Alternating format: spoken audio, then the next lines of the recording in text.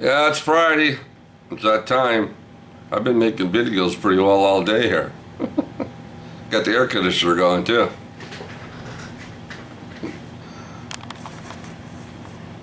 Can you see it back there somewhere? I don't know, it's back there somewhere. There it is, over there. It's over there, right there. There's the plant, see right there, and then over there it's an air conditioner. It's turned on.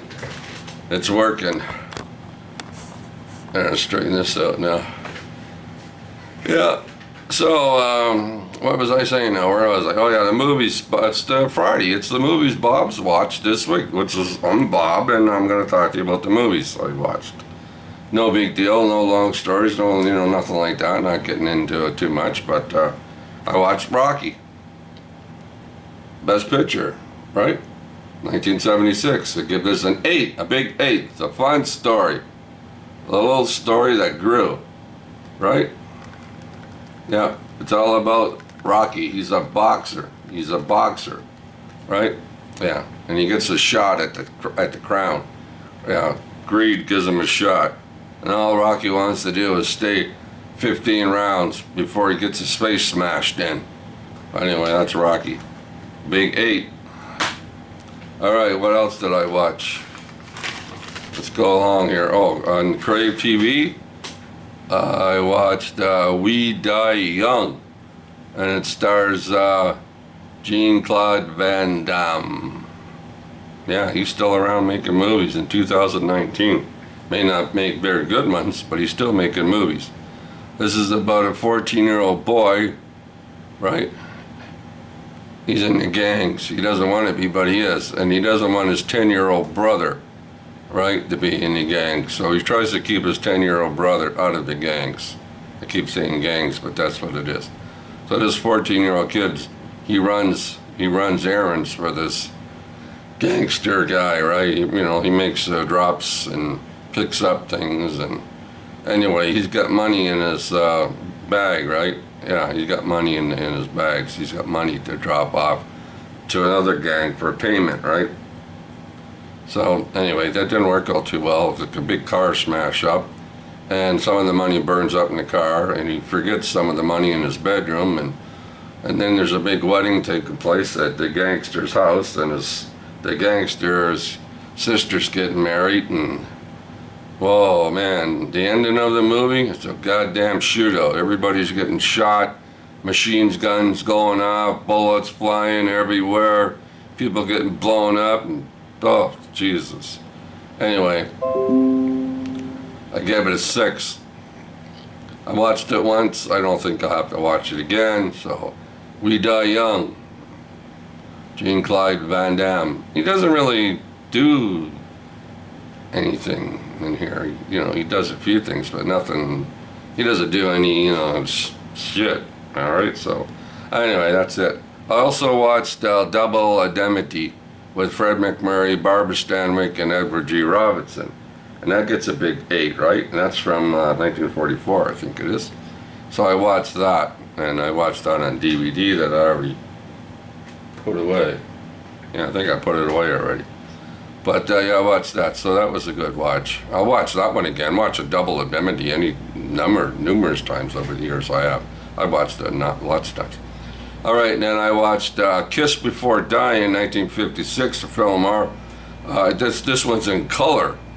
Yeah, most of the film noirs are in black and white. Of course, you all know that, right? But this one's in color, right? And it's from 56, and it stars a young, very 25-year-old Robert Wagner, which he's probably 80 years old today, if that or older. But yeah, a poor man kills his pregnant girlfriend. He loves you. Don't worry, babe, I love you. She's pregnant, right? Girlfriend, but it makes it look like a suicide. But the woman's sister doesn't believe it and starts investigating on her own, which is it's right, but it's wrong. And he comes across her sister too, right? The girls that he killed, her sister, and he starts dating her too, right?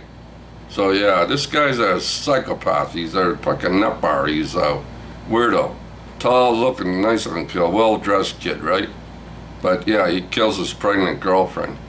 Yeah, he's a killer. A Kiss Before Dying. I give it a 6. I don't know if I'll watch that one again either, but I watched it once. It was 6 out of 10. It's like a whole hum movie. All right, what else did I watch? Oh yeah, well, I watched The Rockateer. Bill Campbell, Jennifer Connelly, and Paul Sorvino and Alan Arkin, right? I watched that. Takes place in 1938. So it has to do about German spies and FBI and CIA and a rocket, right, that gets hidden in an airplane, right, with these two guys owns this area. There's these airplanes, right? So the rocket gets hidden there, right, and everybody's looking for this rocket. Of course, they find it. Bill Campbell's character tries it on and goes off for a spin around the neighborhood and with a rocket on his back. So it's alright, it's a good movie. It's from 1991. I gave it a 7. Yeah, 7. You can watch this one again if you want. It's a fun movie. Jennifer Connelly's in it. She looks nice, all dressed up to the nines. She's cute. Alright, what else? Oh yeah, it's based on a graphic novel. Dave Stevens, right? Everybody, graphic novels, Dave Stevens. He has it. I have it here someplace, probably in a box somewhere. Put away. Haven't read it or looked at it for years. What else did I watch? Okay, what else did I watch? Oh yeah, I watched 13 Days to Glory. Watch this on YouTube. It's on YouTube. Movie on YouTube. It's about the Alamo, 13 Days of Glory. And it stars James Arness as Jim Bowie, Brian Keith as Davy Crockett, and Alec Baldwin as right in the tip of my tongue, young Alec Baldwin. But anyway, it's 13 Days of Glory. It's all about the Alamo, right? And Paul Julia, what's his name? Paul Julia is Santa Ana. Yeah, 13 Days. So I watched it on YouTube. But I remember, pretty sure I saw it on TV when it first came out. It was a TV movie. There's lots of TV movies out there, right? Years ago, they used to have TV movies around all the time. Mostly on Sundays for some reason. TV movies are always on a Sunday. I remember watching them on a Sunday night, TV movies. Alright, so that was good. I gave that a 7.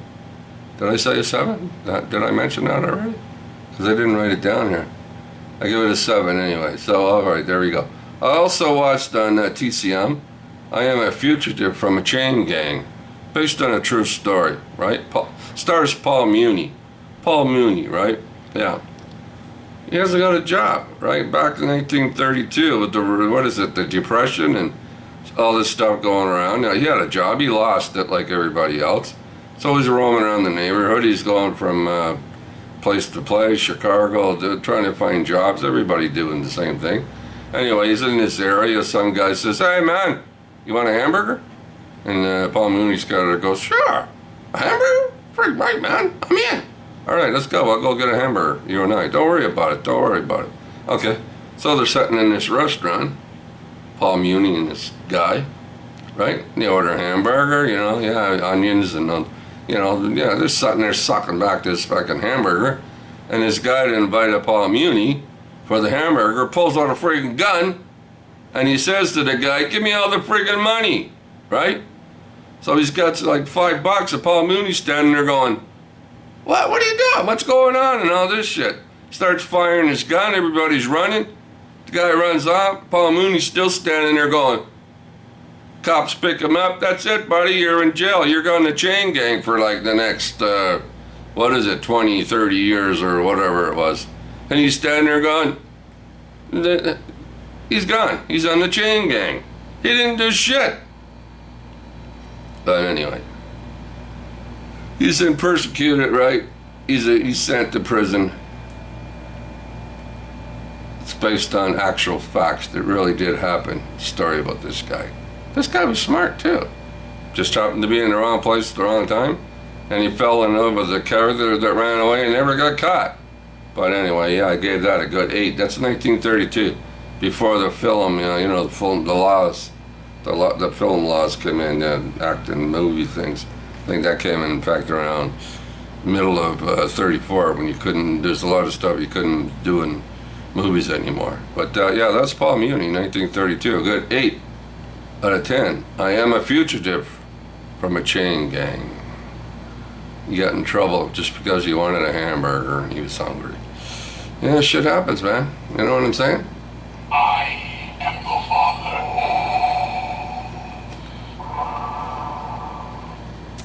Alright, what else did I watch? I watched, I don't want to try and make this video too long. Fast and Furious, % Hobbs and Shaw. I watched this on the movie channel, 2019. Gets a 7 out of 10. Yeah. Dwayne Johnson, Jason Statham, and Idris Elba. Elba. They get together, Hobbs and Shaw get together to stop an enhanced villain, which is Idris Elba. He's got more muscles, and yeah, he can. Oh, this guy can really ride a motorcycle and jump out of buildings, and he's one tough son of a bitch. Well, anyway, that's I could tell you more, but I don't want to spoil that one. That one's too new. More people might want to watch that. It's all right, nothing wrong with it. You could probably watch it again if it's on again someday and it's boring, it's raining out, snowing outside or something. Comes on TV, I might give it another go. It's lots of fun. There's a lot of banter between, Hobbs and Shaw and, stuff like that. There's funny moments in it. It's okay. It's all right. 7 out of 10. Fast and Furious, % Hobbs and Shaw. Goodness gracious me. And I watched another movie, 1996, Gold Diggers, The Secret of Bear Mountain, starring Christina Ricci, 1996. Young Christina Ricci in this movie. Young girl Ricci moves to a small town and meets up with a teenage girl who everyone says is a liar and a thief. They become friends. And then they go to Bear Mountain. They go looking for gold in Bear Mountain. Is there gold in Bear Mountain? There's a lot more to this story than I'm telling you. And the young girl is a thief and a liar, has a mother that has a boyfriend, and the boyfriend's pulling pulling the wool over people's eyes. He's a nice guy. Yeah, right. But anyway, I gave it a 5. 1996, Gold Diggers, Secret of Bear Mountain.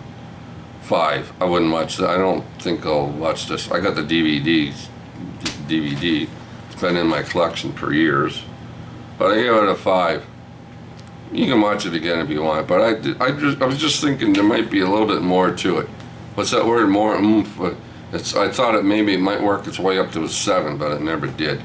Stuck at a 5. There was more to it, but no, it didn't have oomph. Oh well, what are you gonna do? Alright, so then I watched The Secret Empress, 1934. Starring Marlene Dietrich. It's in the legend of Catherine the Great. Yeah, she leaves England. Pretty sure it's England. Is it England? And she goes to Russia, right? She's very naive. Right? She doesn't know anything. She's a very young girl, bites her fingernails, right? She's sent over there to marry the king, right? The Russian's king, right? She gets there, right? And she thinks this king is tall, 6'5", muscle, good looking guy. And she's waiting.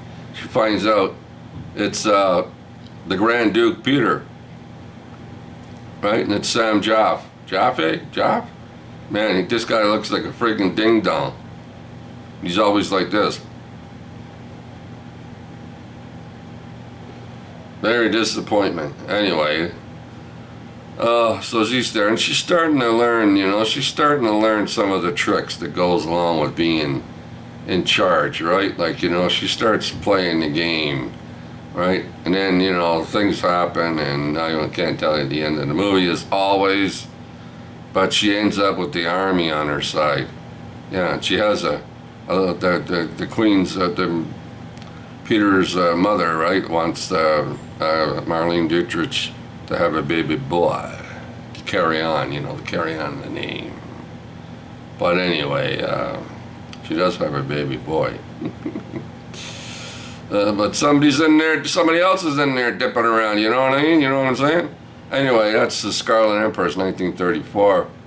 Marlene Dietrich gets a 6 out of 10. Just fell short of a 7. Could have been a little bit more of this and that, but gets a 6. And now, The Seventh Seal, 1957. This is on TCM also. It was on the Criterion Collection. Right? Alright, The Seventh Seal. A knight plays chess with death. And the knight loses. Yeah, he loses. I'm spoiling the freaking movie for you right now.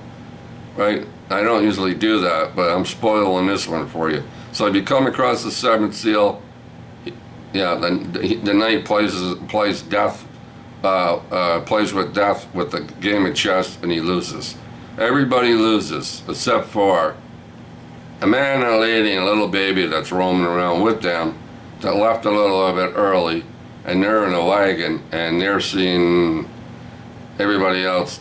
Anyway, everybody else freaking dies except for the man and lady and the little baby.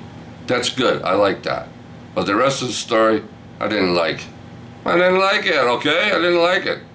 Ingmar Bergman film. I give it a 4 out of 10. Just because there was a cute baby in the movie. I didn't like the movie. Didn't care for it. Didn't grab me. Never got me anywhere. No, roaming around. It's raining. It's wind's blowing. There's nothing to eat. Everybody's hanging people and burning people, and it just wasn't my cup of tea. I didn't like it. I never watched that again. I read a book. When there's nothing else going on, I'll probably read a book. Read my book. Yeah. All right, what else did I watch? Film noir, TCM. He Walked by Night, 1948. Fact-based suspense story about a psychopathic burglar who keeps the police off balance by varying his motives. You know, he does stuff, yeah, until he kills a cop. Richard Basehart, he's the psychopath, right? Yeah, he goes around, you know, robbing people and shooting people and killing. He's killed a cop. But yeah, so that's a pretty good movie. It's all right. It's a good movie. I give it a 7.